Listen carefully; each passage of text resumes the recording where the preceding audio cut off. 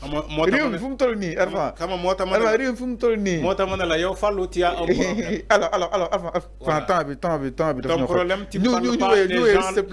Il faut leur rendre leur propre mot. alors tu as ce problème avec ça. il faut rendre César ce qui appartient à César. alors ñu ñëw si leen Arfan. Le professeur Iba Der Thiam disait à ses étudiants. alors c'est clair. Il disait à ses étudiants lors des compositions et des devoirs. Rendez-moi mes propres mots. xam nga loolu mooy lan demal nga réciter leçon bi. ok jox leen ma li ma leen joxoon. voilà c'est ça. Arfan Ousmane Sonko li itam du côté de la régie exactement le débat s'est suscité exactement ce qui concerne son retour ou pas à l'Assemblée nationale. Arfan ginnaaw bu mu daal di ñii jàpp ni dañoo démissionné ñii jàpp ni Ousmane Sonko def quoi qu'on puisse suspendre son poste de député. Alors exemple Amadou Ba jàpp na ni Ousmane Sonko peut retourner à l'Assemblée nationale nekk juriste bu Pastef ñoom ña si la entre autres génn nii loolu mënta nekk Arfan pour Ousmane Sonko retourner à l'Assemblée nationale. Qu'est-ce qu'on peut peut-être retenir par rapport ak wàllu wu ni mel Arfan suspension la wala démission. xam nga Ndiaga Sylla il est un expert électoraliste. Du loolu moo am. Il n'est pas un expert en droit constitutionnel, comment dire, en droit pénal, en procédure pénale, ou bien code pénal, ou bien code de procédure pénale. Okay. Ndiaga Sylla, il mêle parfois son travail. Je suis tellement désolé quand Ndiaga Sylla me dit que oui, la même procédure bu ñu utiliser contre Barthélémy Diaz dañ ko war a utiliser contre Sonko toutefois bu naree dellu assemblée ma ne Ndiaga Sylla yow. Non si non ma ne Ndiaga Sylla yow da ngaa juum xaw ma foo jàngee loolu. Ousmane Sonko, la Cour suprême ne l'a pas condamné, n'a pas jugé, la Cour même n'a pas jugé. dafa ne rabat d'arrêt bi ma mënuma ko jël tant que loi d'amnistie baa ngi fii. Donc, je confirme tout simplement ce que la Cour d'appel a fait. Toubab Dafane, ne pas prendre une décision, c'est prendre une décision. Philosophie là, le silence parle. La Cour suprême a rejeté le rabat d'arrêt. Dafane Mounouma, donc, de loi de rabat d'arrêt bobu, tant que loi d'amnistie baa ngi fii. Te loi d'amnistie bi Ousmane Sonko est éligible maintenant bokk ci élection te Ousmane Sonko retrouvé dans ses droits civiques moo tax mu voté ci les dernières élections. Ndiaga Sylla fan la teg ni que Ousmane Sonko bu delluwaatee Assemblée nationale dañ koy radier comme nu ñu defee Barthélémy fan la ko teg alors que la loi te dit que tout ce qui est de la loi d'amnistie, donc loi bi mënul comment dire, la Cour suprême ne peut pas intervenir. Mais day confirmer la Cour d'appel. Te confirmation de la Cour d'appel bobu, loi d'amnistie moo ko fi jëlee. Xanaa yéen da ngeen fàtte yéen a voté loi d'amnistie bi. Man j'ai ce problème là. C'est-à-dire que ñu voté loi d'amnistie bi, ils ont tendance à oublier que ñoom ñoo voté loi d'amnistie bi te ñoom ñoo ne Ousmane Sonko ak Diomaye kaay leen ngeen retrouver seen droit civique. ñoom ñoo ko wax. Fallou, les élections de 2024 passées, Ousmane Sonko a voté. Et il n'est pas candidat. Il a voté pour que Diomaye Fallou. Parce qu'à 2 semaines des élections, Ousmane Sonko a été rétabli dans ses droits. Et nous avons une loi d'amnistie à 2 semaines. Macky Sall moko dougal à 2 semaines des élections. Nous avons amnistié ñep. Sonko ak Diomaye génn kaso. Légui lan mo changé entre temps. Lan mo changé. Ba ñom Barthélémy Dias di taxaw dina non Ousmane Sonko bu delluwaatee assemblée nationale moy manam man tamit damay delluwaat assemblée nationale. Day ñëw ci Barthélémy mais enfin. Lan mo changé ci diggante bi bay taxaw dina non Ousmane Sonko. Mais enfin la question moy démission dafa am wala suspension Ousmane Sonko n'a jamais démissionné de l'assemblée nationale. Mais enfin mais il a suspendu. Mais vidéo yi ñu tegaat Arfan Ousmane Sonko mës na ne j'ai démissionné de l'Assemblée nationale. Fallou, tu as les vidéos. Voilà, ça a fait l'occasion de les vidéos yi ñuy sétane ñu gis ko. Je suis venu pour démissionner. Je suis venu pour démissionner. Oui. Ousmane Sonko a démissionné de l'Assemblée nationale. Ah loolu lañ déggoon. Xam nga lan mooy démissionner ma ñëw xamuñu li xew entre temps. Xam nga lan mooy démissionner Assemblée nationale. OK. da ngay bind président de l'Assemblée nationale da nga koy bind. bind ko woon comme jotu koo bind. non Fallou toi aussi. non dañuy waxtaan Arfan peut-être. est-ce que vous êtes peut-être sérieux? li nekk si kaw ak li nekk si biir bokkuñu. Fallou moo tax ma ne la comme jotu koo bind. Ousmane Sonko. ah pour mu démissionner Assemblée nationale day bind président El Malick. donc jotu koo bind. ne ko je démissionne de mon poste. gis nga bu démissionné woon. on aurait installé quelqu'un à la place de Sonko à l'Assemblée nationale. Un autre député serait installé. ok c'est-à-dire que nit ñi.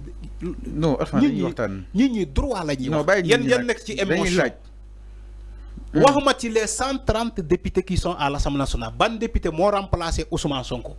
kan moo ko remplacé. parce que il n'a pas démissionné de son poste. il a suspendu le poste. demal Assemblée nationale nga compter députés yi ils font pas 165 députés. boo demee tey Assemblée nationale tous les députés réunis nga compter leen un par un.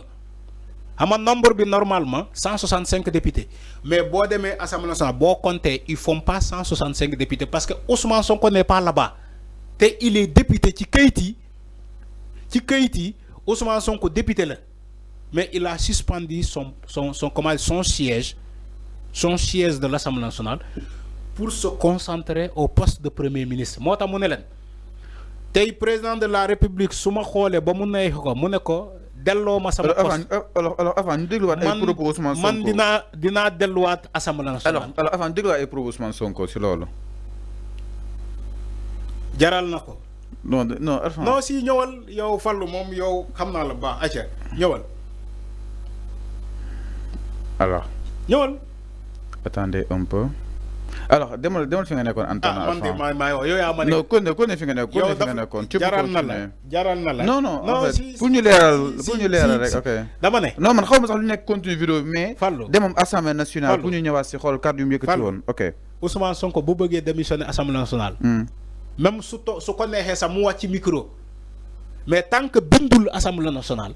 ne leen man je démissionne de mon siège. Non, moi je reste à la primature, Inch'Allah. Et je souhaite un bon mandat à tous les députés. Président de l'Assemblée nationale, quelle posture devrait-il avoir? Parce que vous avez été député pendant longtemps, vous connaissez bien cette maison. Qu'est-ce qu'il doit développer comme valeur? Voilà.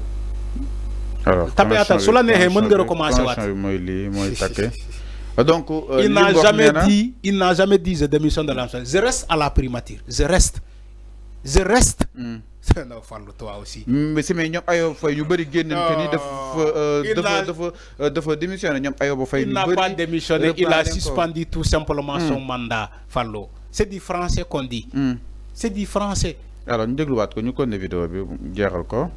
bul kii émission bi bu jeexee ni nga ne émission bi jeex na. alors donc mi ngi noonu peut-être ñiy xaar peut-être Ousmane Sonko. le journaliste l'a bien posé une question. mais Ousmane Sonko delluwaat puis. le journaliste lan la ko posé. alors le journaliste l'a bien posé la question. alors Arfan suñu paree si polémique bi ñu ñëw si Ousmane Sonko est-ce que Assemblée nationale Arfan quand même Ousmane Sonko xalaat na wala kon est-ce que nekkul un débat prématuré là où peut-être on parle de l'Assemblée nationale.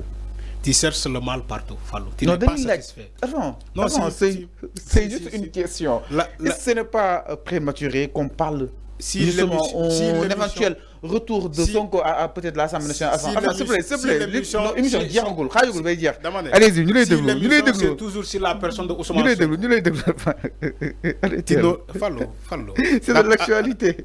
C'est quoi la question déjà? Alors, est-ce que nekkul débat bu prématuré là où peut-être ñuy wax que ni est-ce que Ousmane Sonko du delluwaat à l'Assemblée nationale. Tu as même un problème pour poser des questions. Est-ce que Amadou Ba Arfan teelul trop mu génne débat bi dans l'espace public. Ousmane Sonko moo ko génne du Amadou Ba.